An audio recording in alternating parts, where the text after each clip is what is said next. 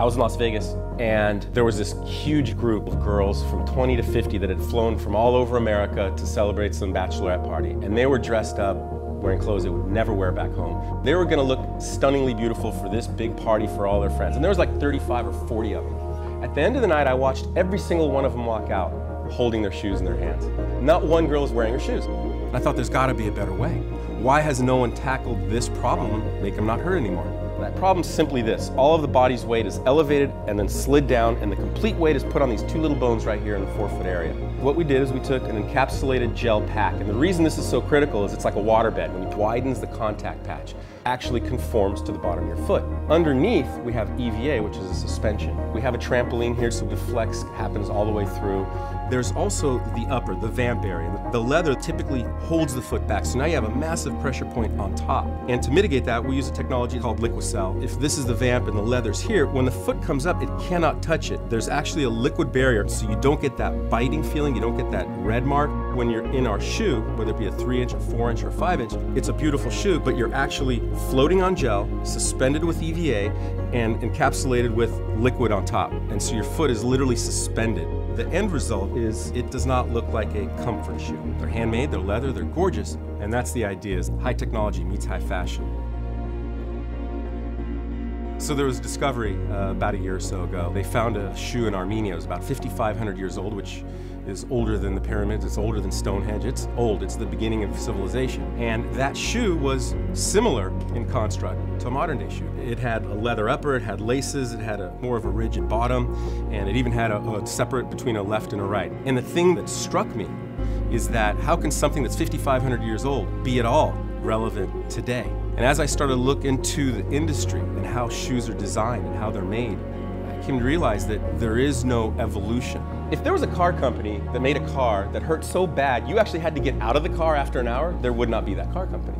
The automotive industry moves fast. It's got to be fashion, it's got to be function, and it's got to be better than everyone else. Otherwise you lose. Whatever year car you buy today, you know that next year it's going to be bettered. And in the shoe industry, that simply doesn't happen. Whatever you buy this year, next year, it's not going to be better. It'll be different. It'll have a different skin, a different color, a different look, a different buckle, but it'll be the same. When we decided to develop shoes in a radically different manner, we decided to use automotive platform protocols. It's the way that the automotive industry is allowed to develop and improve constantly.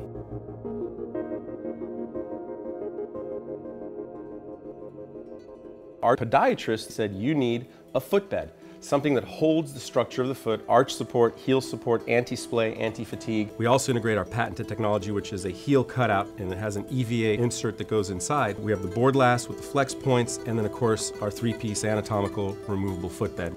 We also utilize a material called Outlast. Outlast is interesting. I think it has 26 patents now. It was developed specifically for NASA, for space exploration suits, and it's used in space exploration suits now. It lowers heat, it lowers sweat, and when you're cold, it keeps you warmer. So now we have a shoe that is functionally superior to any other shoe on Earth.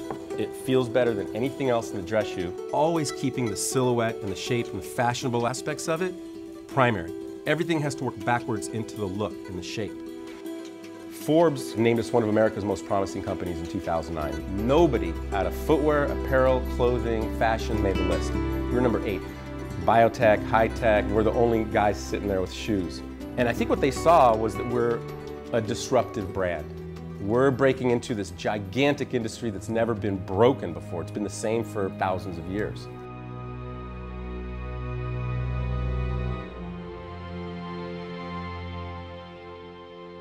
There are known brands, and there are loved brands. As an example, General Electric is a brand everyone knows. Apple Computer is a brand everyone loves.